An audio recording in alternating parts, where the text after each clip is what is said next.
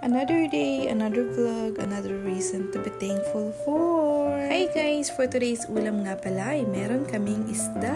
Bukawan nga pala ito kung tawagin dito sa amin sa Bicol. Bukawan ata ito sa Tagalog. Comment down below na lang kayo kung tama ako. Kung hindi nyo na itatanong at sasabihin ko na rin. Alam nyo bang isa din ito sa mga gusto kong isda? Sarap kasi talaga ito kapag kaprito lang. At dahil nga madami-dami din itong nabili ng tiyuhin ko, yung kalahati nito ay pinaksiw niya at yung kalahati naman ay prito. Para sa mga hindi nakain ng paksiw, ganun. Hindi kasi talaga ako mahilig sa paksiw na isda. Mas gusto ko pa talaga ang prito. Isawsaw mo lang sa ketchup at sa toyo, okay na, diba? Pero kanya-kanya naman tayo ng trip dito. Importante ay mabusog tayo at hindi tayo napipilitang kumain ng mga pagkain hindi natin gusto.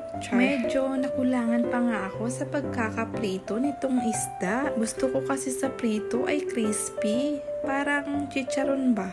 Char. Kayo ba? Ano mas trip nyo? Paksiw o prito? Basta ako prito.